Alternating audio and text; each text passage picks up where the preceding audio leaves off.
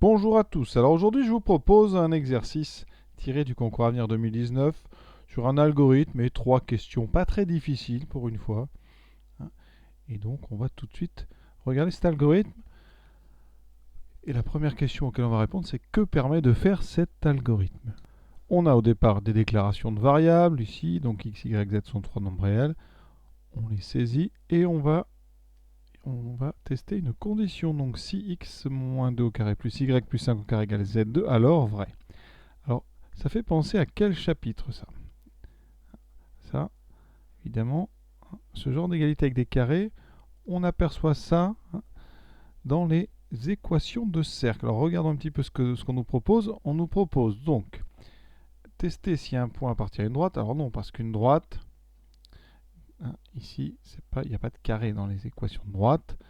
Ensuite, si un point est sur le côté d'un triangle, ça me paraît un peu bizarre. Tester si un triangle est rectangle, c'est absurde.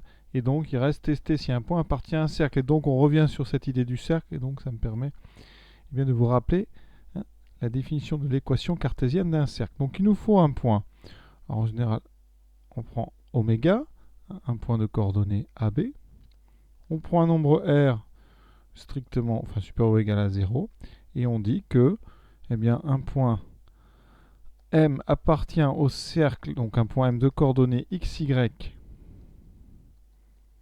appartient au cercle de centre oméga et de rayon R, si et seulement si, et là on va arriver sur ce qu'on appelle une équation cartésienne de cercle, il faut que x moins a au carré plus y moins b au carré, ça doit être égal au rayon au carré. Donc ici, effectivement, on a bien x et y.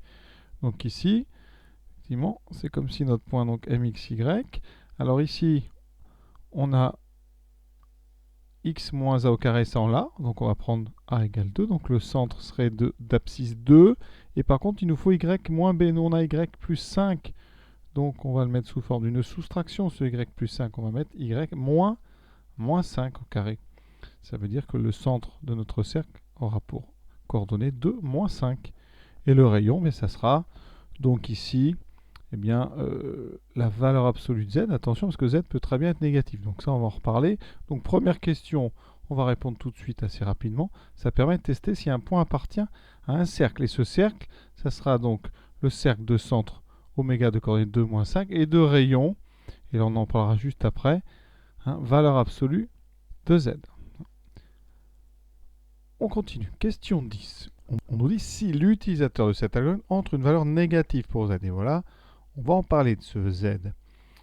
Qu'est-ce qui se passe si bien, z est négatif? Alors, par exemple, prenons un exemple. Si z égale moins 1, quand on fait z carré, ça fera 1. Et donc, on aura à tester la condition x2, x moins 2 au carré plus y plus 5 au carré égale 1. Donc, on teste l'appartenance du point M au cercle de centre oméga de coordonnées, donc 2 moins 5, et de rayon ici, donc racine de 1, c'est-à-dire 1.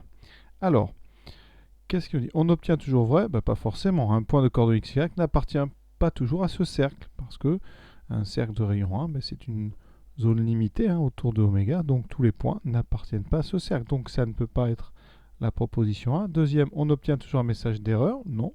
L'algorithme fonctionne très très bien. Il nous permettra bien de déterminer l'appartenance d'un point à ce cercle. On obtient toujours faux? Non plus. Et donc, effectivement, l'affichage dépend de x, y. Ça dépend tout simplement si le point de coordonnées x, y appartient au cercle ou pas. Et troisième et dernière question à propos de cet algorithme, dans quel cas obtient-on vrai? Et on vous propose A, B, C, D. Alors, dans le cas où il faut vraiment se dépêcher, on peut se dire que c'est pas la première solution, parce que ça serait trop facile. Donc, moi, personnellement, je testerai finalement en commençant par la C, la troisième. Donc, voilà, vraiment, on va tester. Donc, on pose x égale 2, y égale moins 5, et z égale moins 3. Dans ce cas-là, on va calculer donc x moins 2 au carré plus y plus 5. On regarde, ça fait donc 2 moins 2, donc 0 au carré, plus moins 5 au carré, ça donne 0.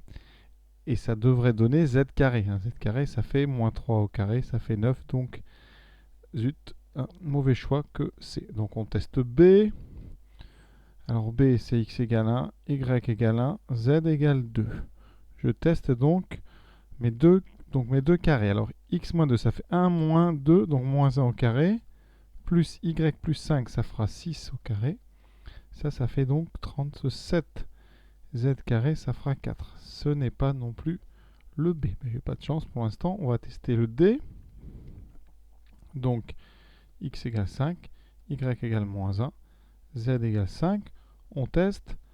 Donc, 5 moins 2. Donc, le premier carré fera 3 au carré.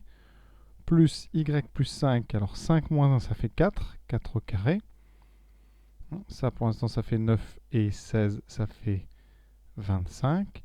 Z au carré, ça fait 25. Eh bien, c'était la D. Donc, on avait bien fait de ne pas tester là. Alors après, pour être vraiment complet, on va regarder quand même ce que ça donne pour là.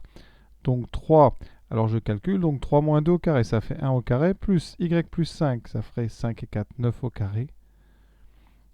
Ça, déjà, ça fait 82. Et donc, ça ne fait pas z au carré qui fait 25. Donc, ce n'était pas non plus là. Voilà. Alors, il n'y a pas de stratégie vraiment qui marche à chaque fois. Hein. D'accord. Mais dans les cas où on teste comme ça des valeurs, hein, disons que hein, c'est plus logique de ne pas mettre la bonne réponse en premier. Hein, parce que la plupart des candidats vont faire ça dans l'ordre. Donc, voilà, ça, c'est juste des petites astuces qui parfois ne marchent pas. Donc, voilà. Sur ce, je vous laisse. Après ces 3 questions, bonne journée à tous. À bientôt.